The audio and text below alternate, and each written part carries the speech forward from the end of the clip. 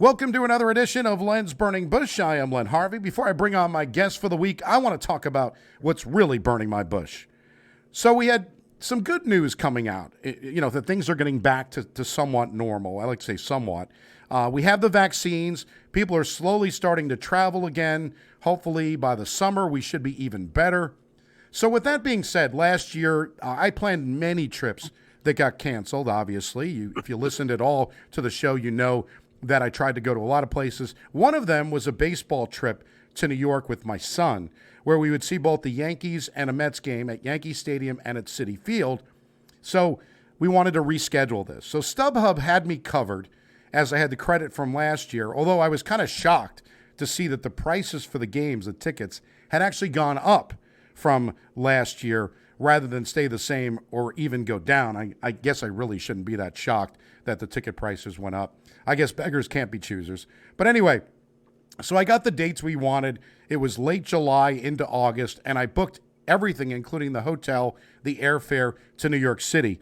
I even used some miles to upgrade the flight so we could really experience it right, that way. So I confirmed everything, was billed on my credit card for the flight, had everything done. It was great. Told my son we were going to New York, and he, of course, very excited. And who wouldn't be, right? You're going to New York City. So, but anyway, so I get it. It wasn't even a week later that I get an email from the airline, who will remain nameless, Delta.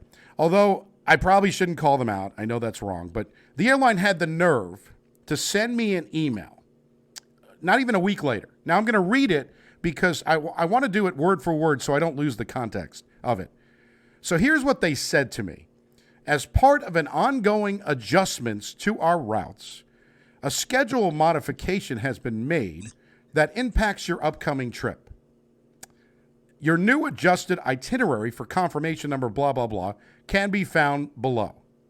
Now they come back with, we apologize for any inconvenience these changes may cause. Really? So I look at the bottom, and my original flight was leaving at 11:25 and arriving in New York at around 1:20 in the afternoon. And the new flight they sent me is now leaving at 2:31 and getting into New York at 4:34. To my acronym friends, WTF. I paid for the flight from their website. I confirmed it on their website. They even emailed me a confirmation of those times I booked on their website. And now they're changing this? Is this new? That totally screws up my plans. I need to see if there's a morning flight earlier. But is this what they're doing to help people travel again? I would think they would look to honor any deal they could and even fly us whenever we wanted. But of course I was wrong and think too much of people and companies, I guess. And I love their verbiage too. Ongoing adjustments to the routes. Doesn't it just mean that they didn't have enough people on the one flight and decided to combine all the people who actually paid for them first into another flight? Funny that they made these changes without a care for what I wanted, but if the shoe was on the other foot, they'd be charging me $150 for a change fee. So I think I need to bill them now for the change fee. With that being said, it's time to bring on my guest for the week. He is a member of the International Boogie Woogie Hall of Fame, one of the best classic New Orleans jazz, boogie woogie, and blues piano player you will ever hear. The legendary Ricky Nye joins Len's Burning Bush. And Ricky, good morning, and how are you today? Oh, fine. Fine. Thanks for having me. Oh, it's great. Now, have you ever experienced this with the changing of the flight before I even got to go?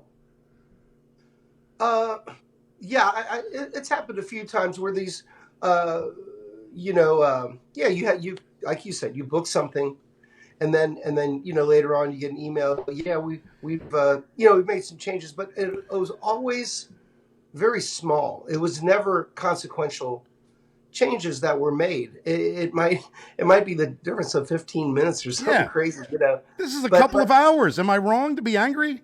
Right. Well, no, I'm with you.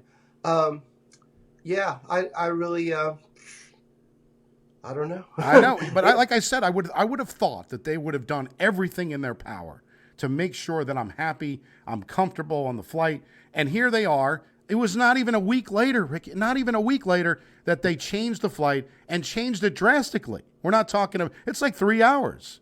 Yeah, And yeah. that means a difference when you're in New York, because what'll happen is we're not going to get back to the hotel till probably 6:30. I mean, yeah, we could do a late dinner, but I had plans to kind of, maybe do a little sightseeing for him, some other stuff. And it's, again, first world problems. I'm getting to go and travel again. So I probably shouldn't bitch at that fact, but it amazes me that they put a time on their website.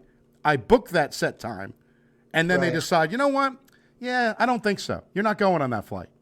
Right. It probably is about combining flights. It's probably what it's about. But at least they didn't add a layover. You No. know what I Oh mean? God, no. That would be terrible. If they, Oh you're right. man. You know what? You brought it to the right way. Yeah. At least they didn't add the layover. I guess I shouldn't be shocked that this happens.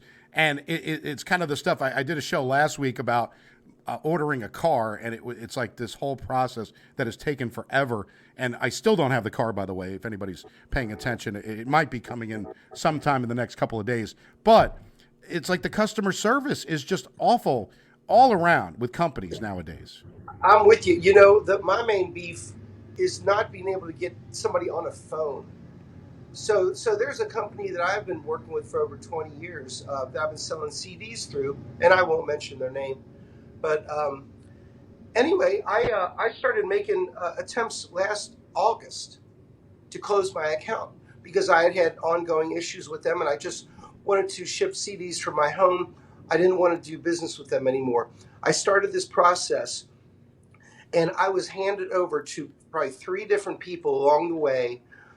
And then what happened in the end is I had stock. I had like 14 titles that I wanted returned to me. So after all these attempts, and I saved all the email correspondence, after all these attempts, um, the last person I spoke with said, "Oh, well, you didn't. Somebody, I didn't get back with them." And so they destroyed my stock. They either threw it away or I don't know what they did with it. Whatever. The fact is that it's gone. It's gone. Wow. And I did have one phone conversation about 3 weeks ago with someone, um, and they said on Monday they have a supervisor call me. Oh, No supervisor called me. So, and the fact that I used to be able to, and well, the other thing is I've done business with them for so long, you know, and it's like you could see all. It's like a string of emails like a mile long, all this back and forth with several different people, and in the end, all my attempts were in vain because they just threw my stuff away. And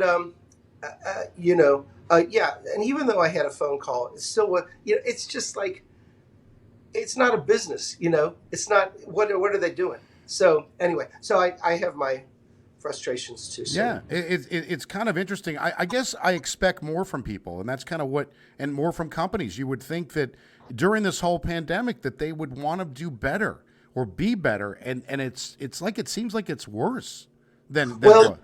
yeah. Well, I know that with some companies this is true. That things are more challenged now. People will have to work from home. They might lay off staff. This and that. So their staff is can be compromised. And they don't have the manpower to do how they normally do. Uh, because of the pandemic and what that's cost. So that's that. Yeah, we're going to segue from the pandemic and kind of talk about how you've been doing through this whole thing with music. I know you've been doing more teaching, you've been doing shows online, but when you get back, you're probably waiting to get back to doing it more on a regular basis in person, correct? Well, yeah, I would say somewhat. You know, I pre COVID, pre lockdown, I was teaching one day a week just because I liked it and it was real casual. And I had three students.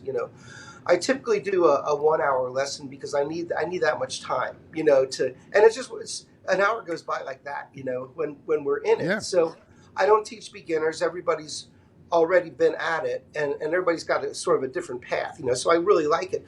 But so when March 15th, 2020 hit, and my whole floor, the foundation came out from under me. I've devoted my whole adult life to performing. That's been my primary focus, you know. And so that was just I can't explain, the shock. And so I started wanting to pursue teaching more. And so so the students I was teaching online, um, FaceTime or Zoom or Skype, whatever, you know. And so then I worked on trying to build up my student base, and that's worked out very well. So right now I have 11 1-hour students a week. It doesn't really sound like a lot, but it's comprehensive, Yeah. and connecting through the phone. It's not really daunting, but it's just not being right there. Hey, can you move your camera over just a little bit more? Okay, cool. But it works out. It works out. So between that and and when when the lockdown happened, I started doing a Facebook Live broadcast. And my idea was to do it once a week, like a TV show. So I selected, well, first it was Saturday evenings. Then I started during last summer, I started getting some Saturday work. So I just moved the whole thing to Friday. And so it's been Friday from 7 o'clock until 8 o'clock, like clockwork, like a TV show. I've had friends just go on kind of here and there, willy nilly kind of, but I feel it was more like something you could count on. It's like the way I used to feel about back in the days when I would have like a 1 day a week gig. Like every Wednesday, I'm at so and so. Hey, where do you play? Every Wednesday, blah blah blah. Yeah. So this kind of clockwork approach that I've had to it has really worked out. So people saw value in the show, and they saw value in what I had done through the years, just providing music, just being a performer. And so I had a whole lot of support in that way. And when everything happened, when I all of a sudden I look at my calendar and it's like everything just scratched Yeah. out. So but with teaching, I'm really loving it, and I always have. But even in this capacity, with it's almost like having a day job. It's like Mondays and Tuesdays and part of Wednesdays I'm teaching. But the thing about this, it's buying me freedom uh, in relation to performing, because it used to be I would just be playing like all the time, and I liked it, and I liked where I was playing. Through time that hones. You get a you get just when you're coming up out of it, into it, I should say. You got your share of crummy jobs and all this stuff, and playing at places where it might not be the right fit, or da da da, or there's problems with the management or whatever. But really everywhere that I've worked pre-pandemic, in the recent past, it's all good. It's all good. But through teaching, I can say, hey, I'm going to take a weekend off. Hey, I don't have to take every job that's coming to me. And so like this summer, I have a lot of events that I'm doing, and it's great, to be not in an incidental music capacity, not to where by luck of the draw you're just playing for a whole bunch of folks that just shine you on. They're like, do not make eye contact with the musician. Haha. You know what I mean? It's like, playing in these kind of situations. It's like anyway. It's just a different balance for me now, um, and I'm very grateful. It's something good to come out of all this stuff. You've evolved. It's what it comes Yeah. down to, and it's great that you have, and it brings you to what you said about your Friday night, being like a TV show. I do try to do this podcast the same way. I'm consistently every Saturday I record something, and it gives me something to look forward to. Every week I get to talk to great people like yourself, and it makes it great for me. And that's kind of what's great about the pandemic. You've been able to figure out different things to kind of get through, and the fact that that's wonderful. We met at friend Jay Brandt's house. You played, and I've seen you many times, and I think it's tremendous. The fact that you're into a Hall of Fame, the Boogie Woogie Hall of Fame, that's gotta, I mean, let's be honest, that's amazing that to have that kind of honor the way you play. Well, and I really appreciate it too, because I came into this music late in life. I really didn't know. Uh, I didn't know much, really, hardly anything at all about the origins of boogie woogie, of traditional boogie woogie. And anyway, so I didn't get into it until I was 40 years old. I'd been playing music since I was five. Right. I mean, I always, ever since I was 5 years old, I said I'm going to be a musician. That's what I'm doing. So my path was set at a very young age. But the reason this happened, just in a nutshell, is the gentleman who put on the stage. Actually, it was two fellows, Dr. Philip Lemming and Dr. Robert Cody. They started the Arches Boogie Piano Stage, which was part of the Cincy Blues Festival. Um, that happened annually every summer, and through Dr. Lemming's association with the late Big Joe Duskin, blues and boogie pianist from right here in Cincinnati, um, this stage came to be. So so briefly, I was invited by a gentleman here in town to a New Year's Day party, and had played the night before. Um, Stayed at a friend of mine, stayed up all night. Next day, kind of feeling crispy critter. And and I was invited to this party, so I better go. So and I just had on like overalls and stuff, and I was just kind of, just casual, as casual as I could be. And I pull up to this house, and it's like a freaking mansion. and Wow. and there's a circular driveway, and these nicely dressed older couples are going in and out. I'm like, oh, jeez. So anyway, so I says, well, okay, am I going to go in or not? Okay, well, I'll just go in. I'll smile and be nice, and maybe just go in and say hi. So I walk in, and I see the host, him and his wife, and and there's Pigmeat Jarrett, who was a pianist here in town, an important pianist who passed many years ago, playing in the side room, playing piano. I walk into the living room, and there's Big Joe Duskin sitting in a chair by himself, just sitting there. I walk in and say, "Hey, Joe, how you doing?" He goes, "Oh, Rick, I'm so glad to see you." And he's so lonesome sitting there. And about 10 minutes later, I'm playing the piano and he's singing the blues. And then the host gets up and he starts playing some boogie. And I'm just kind of following along. So at the party was Dr. Philip Lemming. And he said, "Oh, you play professionally, don't you?" I says, "Oh, yeah."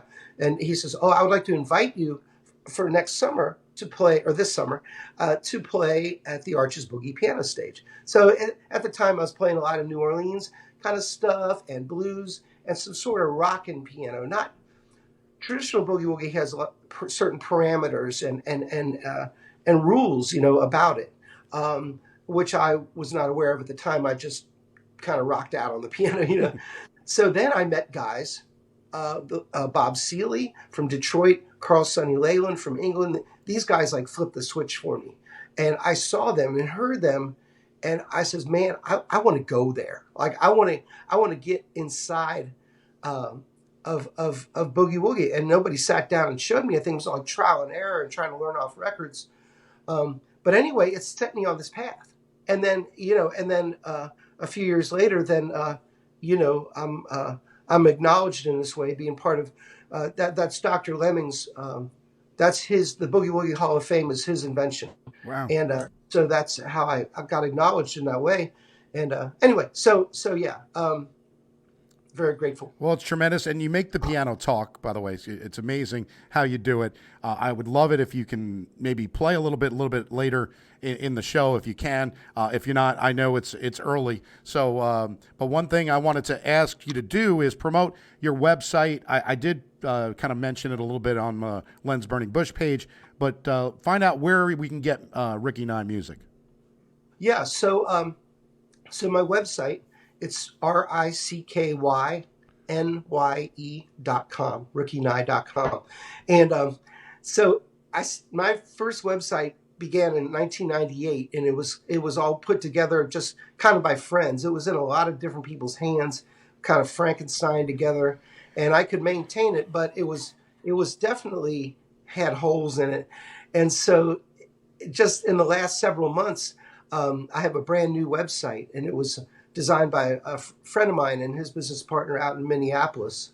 They're called Uber Creative which you would see their info if you're at my site. But for the first time, I have a really a professional looking website. It's just funny that I had this built when I had like no gigs. And You now, know, it's yeah, like, but you know what though? If I had gigs and when I was working all the time, I'd be like, oh, I got to go do this thing during the day, and I got to come home and eat a little something to go to the other gig, and I got to do that tomorrow and the next day and the next day. You know, so I had time to work with him, and so that it's in my hands, that I can operate it myself and edit and everything. But yeah, it's rickynye.com, and my schedule is on there. There's also a page where my recordings are available because I'm not doing business with this company that I dare not mention its name. It no. has CD in the title. So anyway, everything, physical recordings and downloads are available through my website, and there's an order form and all that. So it's real clean and pro. You know, it's too good for me. Well, no, you need more. You know, we're not worthy talking to you today because it's how great you are. But it's one thing that I love about musicians and everyone you talk to, the fact that you can go in and just play just about anything, and any song and sit there. A lot of people will take can you make a request and you sit there and all of a sudden you play it, and it's like I'm amazed at that. It's like that people can do that. Do you like taking requests every once in a while, or I mean, you do a show where you've got it laid out. So, but have you done it where you take requests? Yeah, well, in regards to the Facebook show, it's set up like that, and now I've been doing that for a little over a year now. You know, I started at the end of March, and but what makes it interactive is the assistance by my girlfriend. She's an artist in her own right, Karen Boyan, Boyhen, and so she will write down hellos and requests. So I'm sure you've seen people live stream and they're staring into their computer or their phone. They're doing this, Yeah. It's like, quit looking at me, you know. So anyway, because of her role in the show, then it's able to be very interactive. And so people that are tuning in, it's very specific. I'm not playing for a general audience. They might not have ever heard me, or they walk in, they go, oh, music. Let's go sit in the back. Let's go sit outside. Like they don't want to have part of it. And I understand the sociological implications. If you want to go somewhere and have a conversation with somebody, that's your motivation for the evening. Hey, let's meet and catch up. I understand. You walk in, there's live music. It's not on your agenda. I understand that. But anyway, so people that are tuning into my show, they know me, and a lot of these people have tuned in. They've been tuning in since the very beginning, and they know what I do, and they'll ask for tunes I know, or they might surprise me. I said, well, I think I could do that, and then I do as good as I could, and with a disclaimer, and but if I'm on the gig, it's like. I tell people, you don't know unless you ask. You know what I mean? So it's like, if you have some song in mind, fine, but if you come up and you say, do you know any Anne Murray? I'm like, Wow, Anne Murray. I'm like, you've been sitting here for almost an hour now listening to me play. I says, no, I'm sorry, I don't know any Anne Murray. Oh, well, do you know any John Denver? Oh my goodness. Well, you know what I mean? On that note, I want to bring something up. So you probably didn't watch the Oscars over the weekend, did you? Did you watch the Oscars? No, I didn't. I didn't either. But there was one thing that came out of the Oscars that was quite funny. I don't know if you heard about it, but Glenn Close, the actress, right? Mm-hmm. She apparently was very versed in the song "Debut," which is by EU, right? Experience Unlimited and from DC. So she apparently knew all the information about the song, and then not only that, but she provided the debut dance. She did the debut dance on the Oscars, which made the show apparently because no one was really watching, but YouTube later, everybody's watching Glenn Close doing debut. I gotta see this. No, it's fantastic. And Spike Lee actually called her, and because she gave a shout out on the show to Spike Lee because that song was on the School Days soundtrack from 1988. Yeah. And she mentioned that, and she mentioned Spike Lee. So Spike Lee actually got in touch with her. He said, Glenn Close said that Lee and his family also gave her a call after the viral moment and talked about the creators of the song, Marcus Miller, performed by DC-based EU. So I just thought that was interesting. And since you brought up, I would imagine "Da Bud" is not one song you're getting asked to play. Right, right. Yeah. But oh man, I got to see that. I don't know if you've seen Hillbilly Elegy. Have you seen that movie? I have not. I've heard the good things about it, though. That's the movie that she was, acknowledged that they Right. were acknowledging her. It's great. It's based on a true story, and it's a lot of it's a lot of it's filmed in Middletown, so it has a local tie-in. Really excellent. It's on Netflix or Amazon Prime. That's where I saw it. Okay. Well, But yeah, the one thing I like about the fact that Glenn Close was doing this, it just stop taking all these Hollywood people. Stop taking yourself so seriously. Glenn Close doing the butt. That's what we want to see. We want to see fun stuff like that, that they're actual people instead of what they become on this Hollywood kind of situation. But it's always good to be nominated for something, right? Is that kind of the way it is? oh sure. Speaking of somebody who probably has never been nominated for a lot, but Cousin Eddie from Christmas Vacation and the Vacation movies, Randy Quaid, right? You know of Randy, right? Apparently, he's running for governor of California. Oh wow. Yeah, he's last week when Caitlyn Jenner announced that she was running for governor, Quaid expressed his support, but then a couple days later suggested that he might want to see his own name on the ballot. I'm seriously considering running for governor, he tweeted. The prosecutorial corruption in California, especially Santa Barbara and the city of Bell, scandal is rampant. I promise that if elected, I will clean up the district attorney's office throughout the state. I just find this interesting that we're getting to the point now. There has been actors, right? We had Ronald Reagan, we had Arnold Schwarzenegger, but Quaid has had some issues even with the law. I don't know how he would even get. Oh yeah, didn't he completely go off the rails? Yeah. Like some sort of paranoia. He had some kind of big paranoia going on. Yep. Yeah. Well, good luck. Yeah, Cousin Eddie. I mean, this is what it's like shitter's full, right? Apparently, he's running for governor. I cannot believe that. So, but interesting stuff. Now, speaking of Netflix, one thing that when you talked about Netflix, it kind of reminded me of it. Have you ever seen the show Ricky Gervais Afterlife?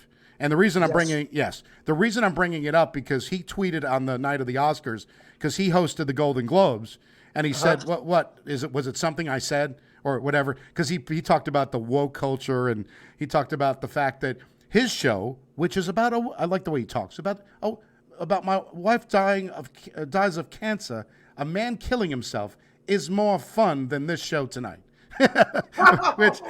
which is kind of what he did in the Golden Globes. Now, if he was hosting the Academy Awards, but the good news is, if you haven't seen Afterlife, there's going to be a third season of Afterlife. So apparently, I don't want to spoil alert, but apparently, if there's a third season, he doesn't kill himself in the first one, right? So I don't mean to, kind of get spoiler alert. But what are your thoughts of Afterlife? I think it's tremendous. Well, I was thoroughly blown away, and my girlfriend had suggested watching this. She said, "Have you seen Afterlife?" I says, "No." So, I mean, it was so deep. It was just so deep and so moving. Boy, he just really worked it. I worked your emotions. So then, but I have to say, are you familiar with the series Derek? Yes, I watched. Yes. So then, we watch a season. There was 2 seasons of Afterlife, and we watched the first season. She goes, "Have you ever seen Derek?" I says, "No." God, yeah. On another Ricky Gervais series, and just same deal. It's like, you dirty dog. Yeah. It was both series, both very emotional. And also funny, and tragicomic in certain sense, and just, oh man, both those series just blew my mind. Exactly, and the show, it's getting back to Afterlife for a second. the show is kind of a sad kind of show, but it's funny though too. It's got that kind of a mixture. It's so well done. Well, he just works it, Yeah, you know. he really does, and it's fantastic. Ricky Gervais.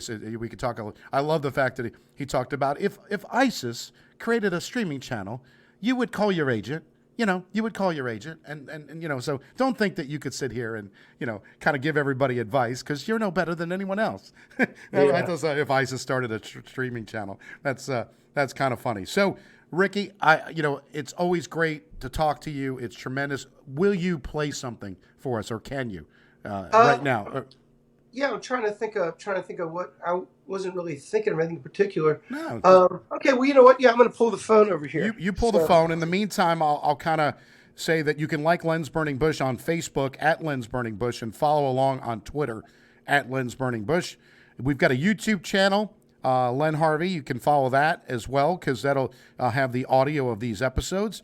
We've had 56 episodes now. iTunes, Spotify, Google Play, Podbean, iHeartRadio. Tune in. You can even ask Alexa to play it.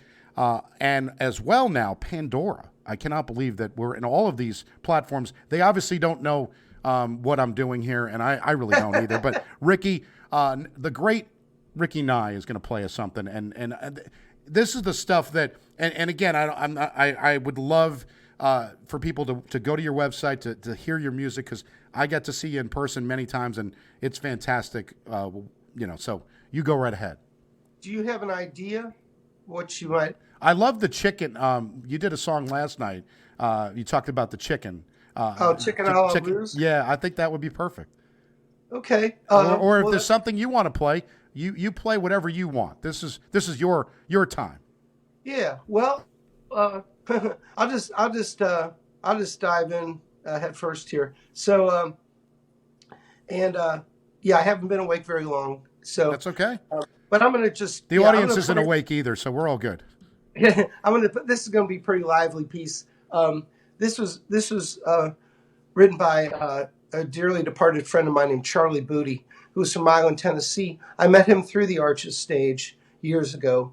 I had him play at a couple of my boogie summits, and he lived about an hour away from Memphis. So if I was down working in Memphis, I would stop and visit him, and we were just in touch. And really, he passed years ago, but big impact on me. And I love this piece. It's called the Davenport Stomp. Oh yeah. So we'll see what happens. Okay. All right. The great Ricky Nye.